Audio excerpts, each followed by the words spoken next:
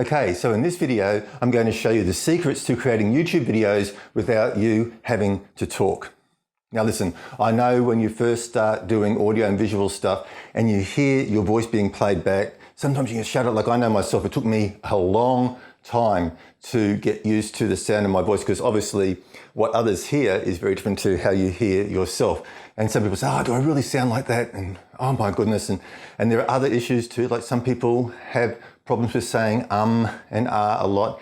And once again, that's just a matter of training to not have to worry that you have to fill the silence.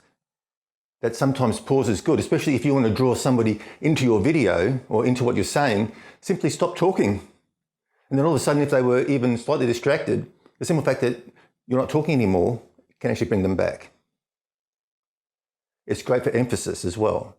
So these are all things that you can discover and train and practice over time.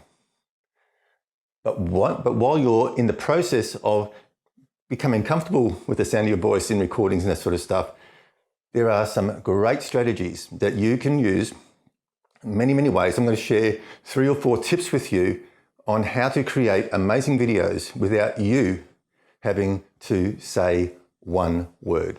Okay, so just hang on a moment. I'm just going to jump over to my computer. I'm going to take you through and show you some of the tools that I use even today for doing client videos where the client doesn't actually want to speak, and the things that I can do to create videos for them without them appearing on camera and without them actually speaking. So hang in there. I've got a lot of great stuff to share with you. Okay, so let's look at some options at how to create videos without having to talk. And I do apologise if I waited for my neighbours to be quiet before I recorded, I probably wouldn't get a recording done. So I do apologise if there's some noise coming in. In fact, later on in the series, I'm going to be sharing with you some of the gadgets and the tools I use to help to reduce and block out background noise. But because I'm not actually using my microphones, I'm actually using a lapel mic. I don't have that technology working for this video. But I actually am going to share with you some technology where you can actually, where that background noise gets filtered out. So that's very good.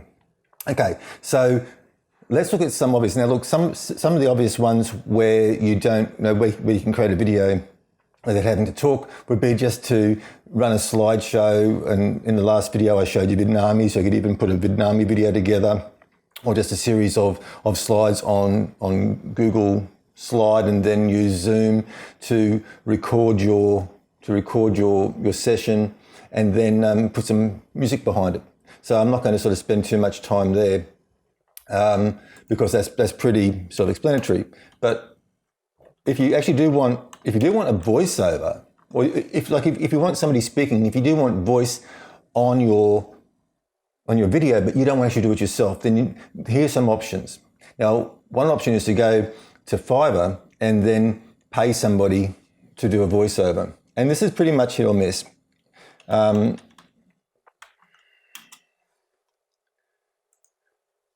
I've used this service in the past, and you can get some great voiceovers, or you can get some mediocre. Like as I said, it's a lucky dip when it comes to Fiverr, and some of these are quite expensive. Obviously, I'd be looking at highly recommended services, and I'd also be looking at their sample work. So you can send them a script, and you can tell them, you usually ought to give them a little bit of information about are they selling a product? Like, what is the video about? What is the mood of the video? Are they supposed to be, what should their voice sound like? Should they sound excited? Should they sound like they're a professor and they're just being educational? You've got to give this all the information to them, because they wouldn't know, reading a script, they wouldn't know exactly how you want that presented. The other thing too with this is that you've got to be very, very careful about spelling, because with one voiceover I had done, and it was for Mr. such and such, and I just typed in MR because that's part of this person's logo. And then when the voiceover person recorded it, she actually said MR instead of Mr. And so I had to go back and say, well, actually it's Mr. and also mispronounced a couple of other things. So there's usually a bit of back and forth with voiceovers, and then once again, you can actually have to wait. But this is one way where you can get a voiceover done for a video. Now, once again, you can just get the voiceover. I've had this done for some of my doodle videos where I've had a voiceover. This is before I got other, I'm going to show you a better way, right? But this is before I got the software I have now. I was using this. Get the voiceover and then go into using Doodle Maker and that sort of stuff, or Doodly, and create the animation matching the timelines of the voiceover. But now we've got AI. So the video that I showed you in the first video of the series, where the one that I made for that massage therapist, she didn't want to speak and she didn't want to appear on camera. So I had to do that sort of pictorial thing. And the way I got the speech, I was using speech AI. So this is an application called Speech Yellow by Blaster Suite. And if I just type in some text, I say, this is some sample text. And then we've got our voice options over here. So we're going to go for AI voice. We can even say that, what tone we want, and we can go preview voice. Now, I don't know, once again, if you're going to hear this through the computer speaker. I might actually even see if I can just hold the computer speaker up near my lapel mic. It might actually pick up a little bit better, and we will we'll preview it. This is some sample text. All right, so, and then we can sort of put an exclamation mark in and maybe make it normal and see what happens here. This is some sample text. Right, so you can see what happens. Now, if I say I want to change it to an Australian accent, and I want to change it to Sophie, and I want to go to the AI voice, let's see what happens now. This is some sample text. Right, so very, very good. And if in some of the videos I've made, and I've used this AI, people wouldn't even know that I've actually had to tell people that it's actually computer generated.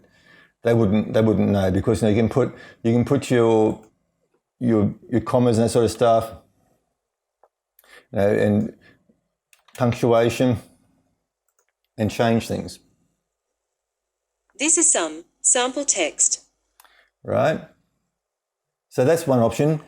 Inside Doodle Maker, this is what makes Doodle Maker quite unique, because you can have your doodle thing happening here, but you got your speech down here, and we can use text to speech. So here is so once again, this is a sample of computer-generated speech.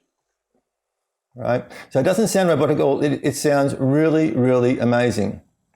Here's Sophie again. Yep. This is a sample of computer-generated speech. Right, she sounds a bit. So I'd have to change. Let's see what Ava sounds like. This is a sample of computer-generated speech. But what even makes Doodle Maker even more interesting is because it is a multi-language thing. So if I want to translate, I'm not sure how to do it, because I've never had to do it, but you can actually translate. I think okay, I know where to do it. Sorry about that. I'm not going to go into that now, because that's sort of beyond the scope of this video. But what Doodle Maker can let you do is actually let you translate videos. So you can have a script in English, translate it to Spanish, and then generate a Spanish voiceover, or you can translate it to numerous other languages, and then have the voiceover generate. So obviously you'd have to know the language that you're translating into to make sure that it's correct. But that's pretty groovy. So there you go, a little bit of a shorter video today. Once again, I am compiling a PDF resource or make a resource available on my website, and I'll put a link in the comments below or in descriptions below when that's ready. And or if you're interested and you want to reach out to me, you can reach out to me at tim@fluidmediasolutions.com, and I'll be happy to sort of point in the direction of the software tools that I use on a daily basis to create videos. So that is that for the day. So have you ever used Fiverr? Is there another service that you've used to create voiceovers? Or have you ever just been totally stopped in your tracks and not created a video at all because you didn't want to speak? Love to hear from you. Stick your answers and questions in the comments below. Okay. If you found this useful and interesting, please hit the like button and subscribe and hit that little bell icon, and you'll be notified the next time I produce a video. And tomorrow, I'm going to be sharing with you some simple ways to create amazing videos, right? Just using your phone. But I'm going to share with you some do's and don'ts, some simple do's and don'ts. So just some things to consider that can turn your videos from good to great, right? Almost like almost Hollywood. Nobody wants Hollywood, but the point is that these simple do's and don'ts will ensure that the videos that you produce on your phone will be fantastic for YouTube or anywhere else when you want to use them, and that they will produce the results that you want. Okay, guys. So once again, short video for today, but hope you found it useful, and I'll see you in the next one.